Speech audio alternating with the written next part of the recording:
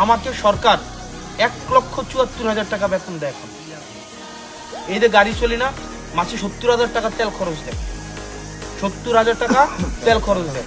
ঢাকায় একটা বাসা, বিশাল বড় বাসা, যে বাসাটা হচ্ছে এখানে এত সুন্দর, এটা আপনি 2 লাখ টাকা দিয়ে এটা ভাড়া নিতে পারবেন। এটা বাসা, এটা অফিস। এরপর হচ্ছে আমার যে কাপড় ইস্তারি করার জন্য সরকার খরচ দেয়, রামদানের জন্য বাবুর্চির খরচ দেয়। এগুলো কার কারণে পাইছে বলেন?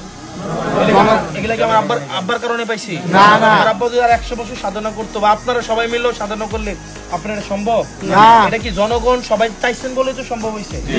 সরকার এত সুযোগ সুবিধা দিতেছে, মাসে 1,74,000 টাকা বেতন, 1-2 টাকা না, 1,74,000। ভাই এই প্রথম দেখলাম কোনো নেতা তার বেতন, বাড়ি, গাড়ি, তেল খরচ সম্পর্কে বলতে, যেটা আমাদের হাসনাত ভাই দেখিয়ে দিল। তিনি প্রকাশ্যে বলে দিল তে কত টাকা সরকার তাকে বেতন দেয়, কত টাকা গাড়ির তেল খরচ দেয়, কত টাকা সে কোন বাসায় থাকে, কি আসবে, সব বলে দিল। এরকম নেতা আমাদের পর দেশে যদি আর কয়েকজন থাকতো, আমাদের দেশ এভাবে উন্নত হতো। কিন্তু আফসোস, এরকম নেতা তো 10 জনের মধ্যে একজন পাওয়াই খুব ভাগ্যের ব্যাপার। লাভ ইউ হাসনাত ভাই।